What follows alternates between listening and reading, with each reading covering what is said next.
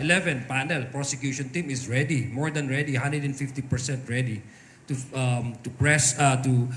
face the impeachment court and present their evidences. This was emphasized by House Prosecution Panel spokesperson and Lanao del Sur 1st District Representative Zia Alonto Adyong regarding the impending trial of Vice President Sara Duterte.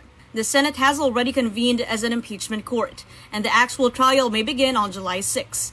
According to Senator Tito Soto, the trial will initially be held every Monday through Wednesday starting at 2 p.m.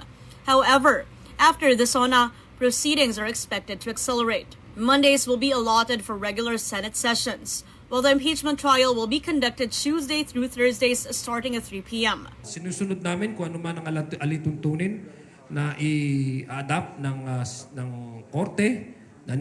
Nirespeto namin ito at sa amin naman ay handa naman kami kung maski anong araw, maski anong oras o gaano kadalas yung magiging impeachment trial na yun naman ay desisyon ng ating Senado na natatayong impeachment court.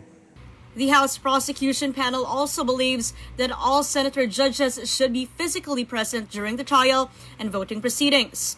This comes after Senator Rodante Marcoleta proposed amending Senate rules to allow senators who are absent from the session to participate or vote online. Because it is indispensable to arrive into a fair judgment for a senator on the merits of the case without having to physically evaluate and examine the evidences and to direct cross-examine witnesses who would be in the witness stand. This is not just an ordinary legislative function where pwede kang mag-Zoom o pwede kang mag-remotely vote. No? Ito, pinag-uusapan dito, accountability ng isang impeachable officers.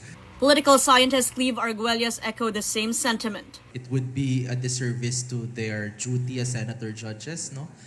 Kung hindi sila magpa-participate physically and fully doon sa impeachment trial. Kung yung ating mga kababayan nga ay sinasabi nila na hindi pa nila naiintindihan ng masyado yung ebidensya, kulang pa yung impormasyon nila, siguro yung expectation nila sa senator judge is that they have to be there to fully understand everything para magawa talaga nila yung duty nila to assess whether to convict or acquit the Vice President. Adyong also added that at least 5 private prosecutors will voluntarily assist the House prosecution team. One of them is Attorney Lorna Capunan. Naniniwala sila na ang pinanggagalingan nito ay ang konstitusyon.